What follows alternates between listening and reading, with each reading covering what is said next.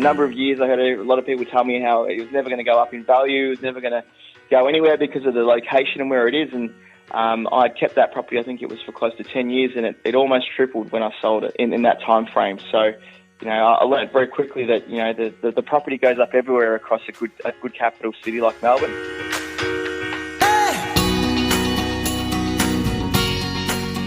This is Property Investory, where we talk to successful property investors to find out more about their stories, mindset and strategies. I'm Tyron Shum, and in this episode we're chatting with Mark Ribarsky, Head Buyer's Agent of Wise Real Estate Advice. We'll follow his journey from buying his first investment property at the age of 18 to strategizing his way to produce funds for his next development project, and find out how you can create wealth through entering the property investing game.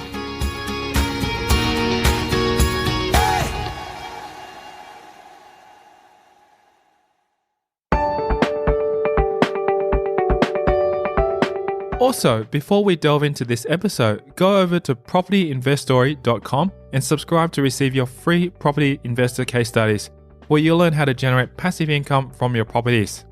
Go there now to sign up for free.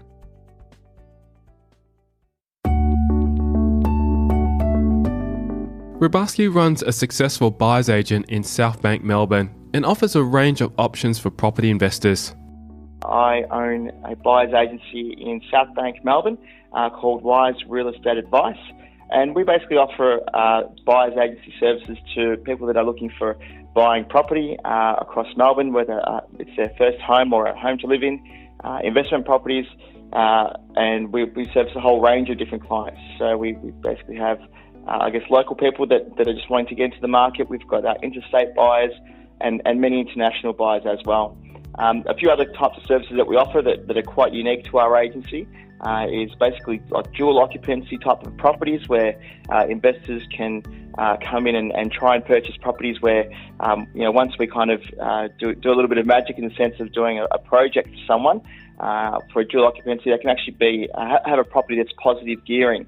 So that's something that's quite unique to our agency. We've offered that to a number of clients where we're able to give them that service for helping them, subdivide and build. We've been operating for just over 5 years now, and we've got a number of buyers agents that work with us as well. We also have a property management team for the properties that we purchase for people. So, yeah. So firstly, what does Ribarsky do in any given day? I spend a lot of time on the phone, as you can imagine. I speak to many real estate agents every day.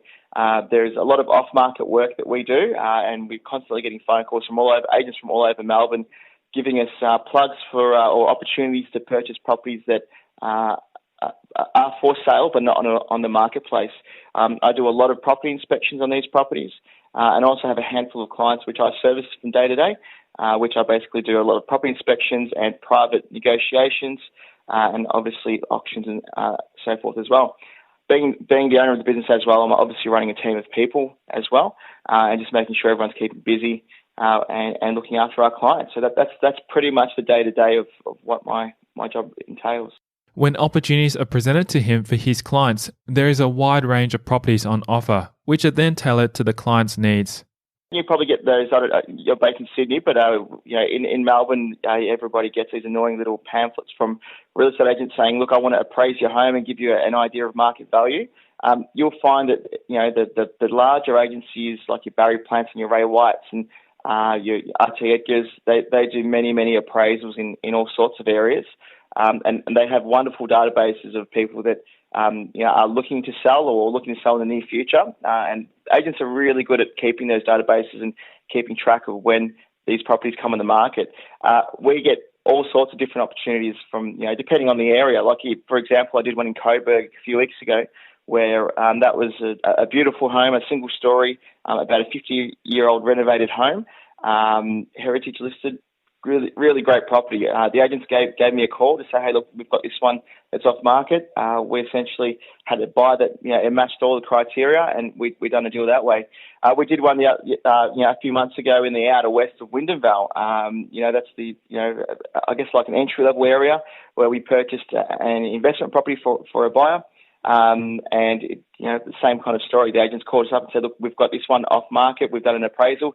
They don't want to go through the advertising and auction process. Do you have any buyers? And luckily we had a Sydney-based investor that was looking at the time in that area. And the stars just aligned and we were able to purchase the property. So it really just depends on the types of buyers that we're attracting because, our site reaches across Melbourne. It really comes down to what our customers' criteria is, and we match it up with what's in the area.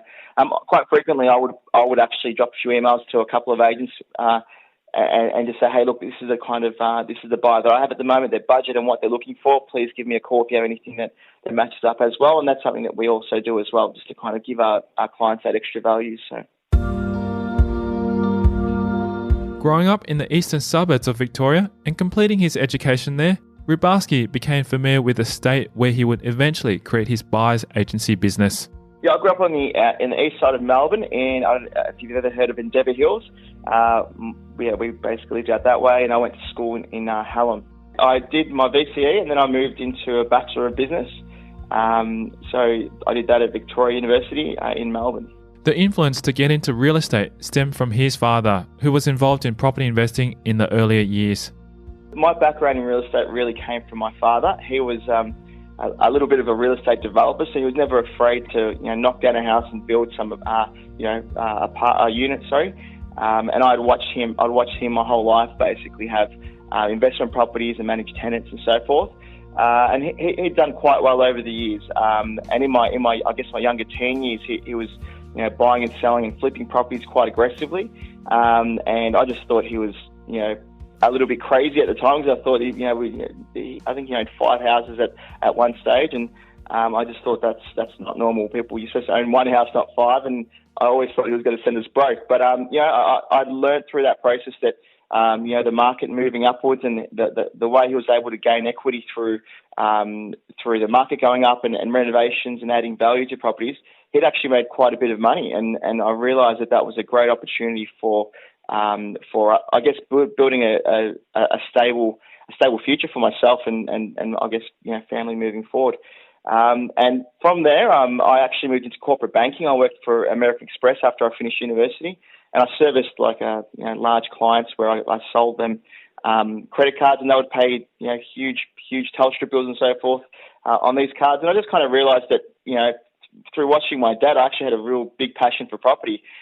He had helped me purchase my first property when I was 18, and I kind of just thought, maybe this is a career that I want to get into, real estate, because I talk it really well and I understand it through my experience through my dad, and maybe I should take that next step to go into school, into real estate. And I did. I ended up working for Ray White. I moved over after a number of years of the corporate world, and I went over to work for Ray White. I did a few years there, and then I did a few years in Barry Plant as well. And then decided to get my license and start my own business. In the meantime, through that whole process, once I got into real estate in my mid-20s, I had purchased a number of investment properties since, because they were a lot cheaper back then than they are now. I'd purchased, I started doing developments. So, over the last 10 years, I've done 4 different developments for myself. Ranging from single unit sites to 3 unit sites where we've knocked down a house and we build 3 double-story townhouses. And that's really been my business. That's been my part-time business on top of owning a buyer's agency. I've just been developing properties for myself and for customers, and obviously running a business as well. And that's where I'm at right now. I've had the business for a number of years and serviced many clients and built a great network of contacts and people that I do business with on a regular basis. The choice to pursue a career as a buyer's agent as opposed to a developer was influenced by the availability of funds and time. With regards to full-time development, it's a pretty slow process, and your funds are locked up for quite a long time. I think you need quite a bit more money and be running multiple projects at any one time to be able to do it full-time. So I think it's something I considered, but obviously it's something that you need a lot of funds for. So with the I guess the volume of funds I have at the moment, it's all about I guess I'm able to comfortably to be able to do one project at a time, and it basically I guess restricts you from that perspective. So yeah, it would be nice, but at the moment, unfortunately, it's just something that I personally can't do. But it's something that we're working towards. I'm 37 at the moment, so I've still got a few years left in me in the sense of work and hustling, so to speak. While his parents are now retired, his father still provides a goldmine of valuable property advice. They're retired. My dad's in his mid-70s now, so he's a bit of an older man. That he's got a holiday house down in St Leonards in Melbourne, which is a beachside suburb around the entry level of the Port Phillip Bay, and he spends a lot of his time just tinkling around with tools in the shed and fishing and typical things a 75-year-old does. So I go up there every now and then once I have a spare moment, and I try and spend a bit of time with him in the sense of fishing and so forth. But he always gives me the advice and feedback on what I should be doing better and so forth. Having used property investing to their advantage throughout their lives, they are now able to live off the equity in their retirement, while also helping Ribarsky and his sister. They've also leveraged that wealth, I guess, into our lives as well, helping us start out and actually buy our first homes, myself and my sister. So without them, obviously, there's not many 18-year-olds that can afford to buy a house. Even though it was at the time, a relatively, entry-level home, it still set me up for life. And, now all of us through that, my parents and my sister and myself, that I guess, investment attitude is given us a whole life and business around that. So it's been wonderful, and it also helps majorly that we live in one of the best cities that is absolutely real estate obsessed. We've got most of our TV shows are based on cooking or real estate, and essentially we all love it, and it's something that we love adding value to. We love brushing up our homes and adding as much as we possibly can to them in that regards, and developments and whatever we can do to houses. I think that the Melbourneites really love doing that kind of stuff, and same with people in Sydney. So real estate is like the passion of many people. Coming up after the break, we'll delve into Ribarsky's journey on the first property he ever invested in. We bought off the plan in the outer west of Melbourne.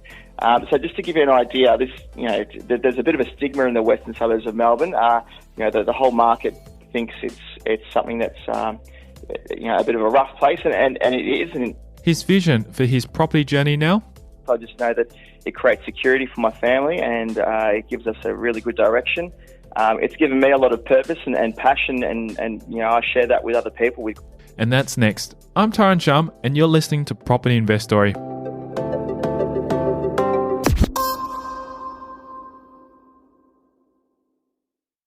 Hey podcast listeners, are you enjoying listening to these stories and want more? Then head over to propertyinvestory.com and subscribe to receive your free property case studies that I only send exclusively via email. Just one of the many benefits of being part of this community. These real case studies are from experienced property investors where they share specific numbers of their portfolio, the strategies, and much more. Simply visit propertyinvestory.com to get your free case studies. Now back to the show.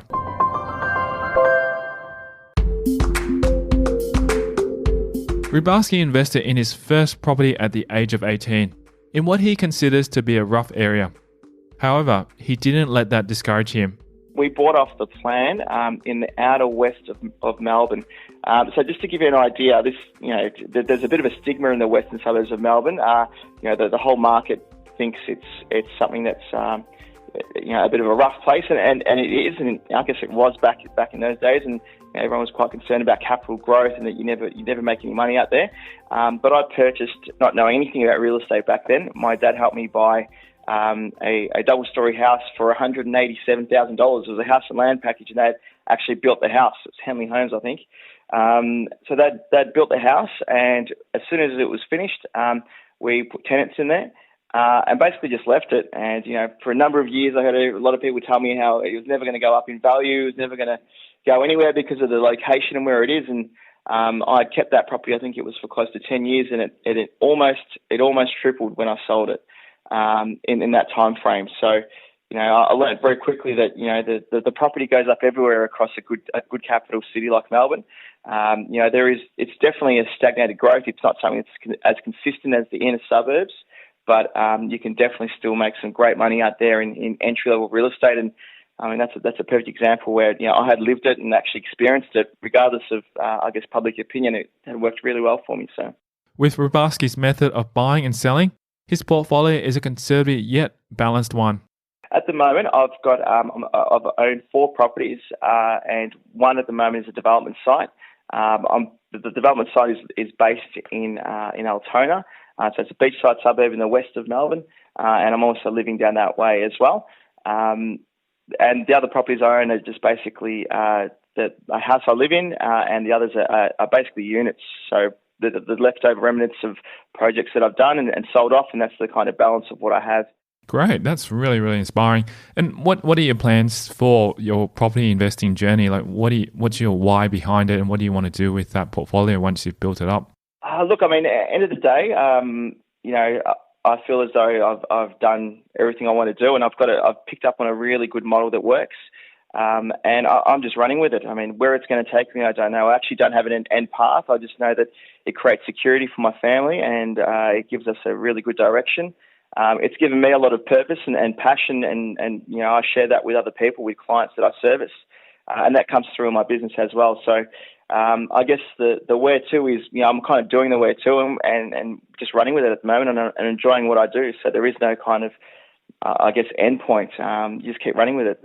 So it's like my dad, I guess, in the sense where, retirement was never an option for him. He just kept going, and I don't see myself slowing down. I enjoy what I do, and I love talking about it and sharing it with people, and that's what kind of portrays in my work and in the clients I service. So.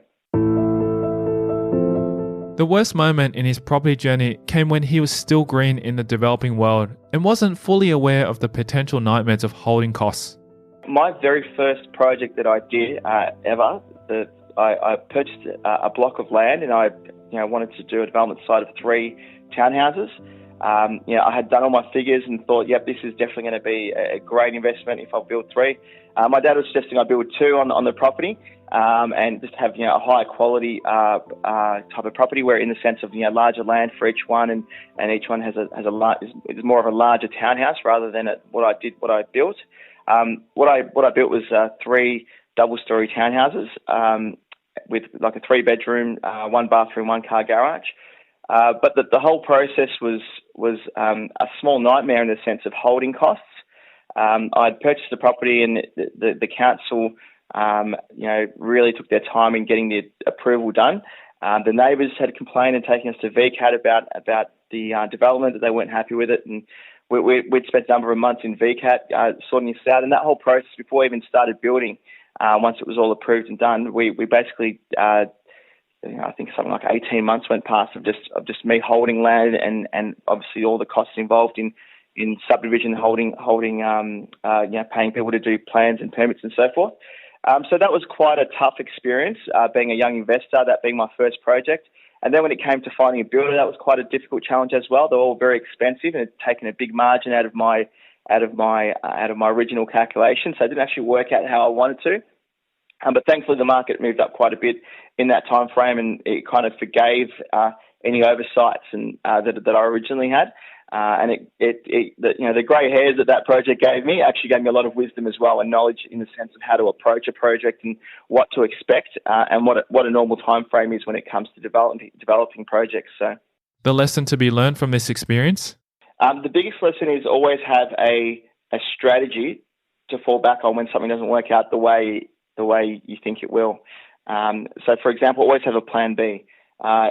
With my development, there really wasn't a plan B at my first project that I did. It was just basically just go head first into it, and I never even thought of the fact that what would happen if something went wrong.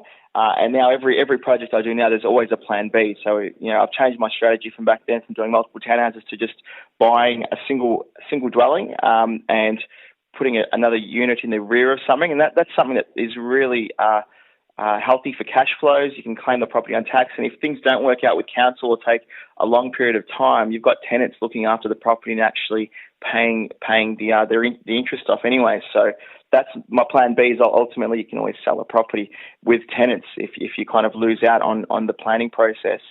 And I think that's with everything. Even that's the approach I apply to my current clients that I buy properties for, they might not think it, but I think it for them. I always think of, if the market turns sour and property prices drop, how easy will this property be to sell? And that's why we basically look for properties that have a whole bunch of things that are going for it. So if our clients do need to activate a plan B, they need to sell in a bad time.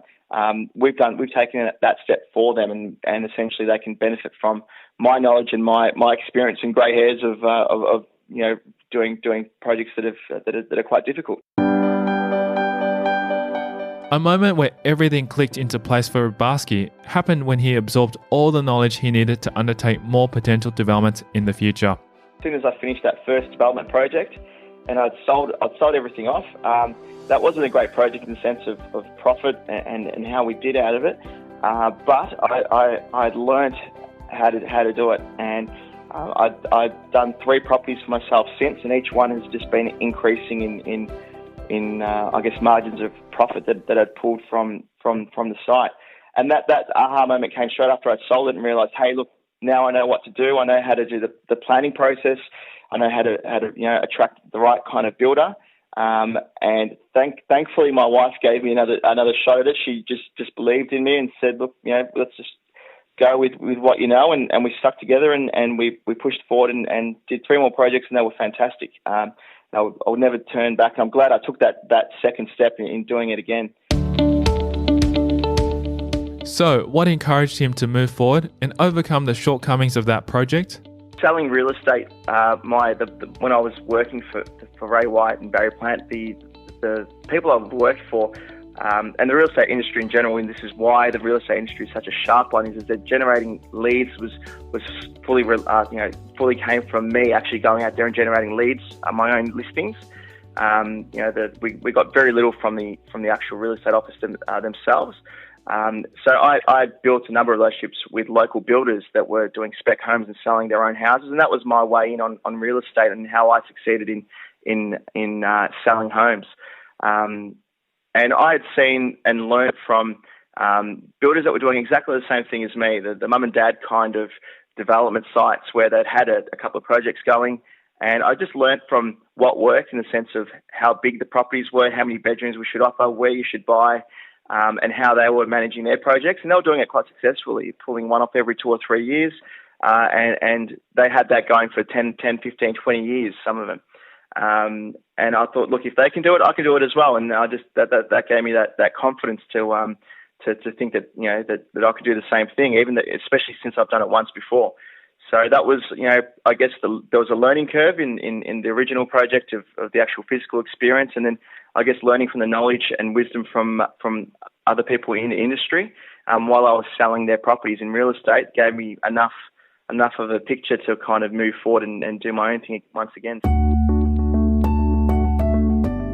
Although the purchases he makes for clients and those he makes for himself vary, for his own property portfolio, he prefers to invest in those where he can add value. So the model I'm doing now for myself and for, clients all have different criteria. So for example, I'll purchase 10-unit sites for some clients, and some are your mum and dad investors that are looking for something very simple that they could just buy something and just squeeze a unit in the back. So it comes down to my clients' needs. Whatever they need is what I flex to and share my knowledge with. But as for myself, the model that I spoke about earlier was just about buying a property that you can add value to. So a small renovator, something that's 30 or 40 years old, and something that you can also put a unit in the rear of it. So you're kind of generating 2 properties. And the target has always been once you complete the rear property, try and sell the front property for just about all to cover all the costs that you've had with the renovation, the subdivision, the planning, and hopefully some of the building as well. And that way, when you sell the front one, the old renovated one, the brand new property that you've got is really a low maintenance new property that is generating great rental income and has a very low level of debt. So that's the model that I'm sticking to, and that's what the model that has allowed me to own so much property in a market where property is very expensive. So, inspired by Ribarsky's property journey, we'll keep the conversation going in a future episode of Property Investory. We'll talk about how to apply his strategy, buying a property that has the potential for subdivision is probably a great place to start. So like you buy your property on a 580 square metre block of land with a nice small house that's positioned right. And what personal habits he attributes to his success? Hard work is just something that I do. I've always got my computer in front of me. I'm always scanning things, even when it's late night and everyone's relaxing watching TV. And that's next time in a future episode of Property Investory. Also, if you haven't subscribed to receive your free property case studies that I only send out exclusively via email, you can text me your email address to 04 99 88 10 40 to subscribe.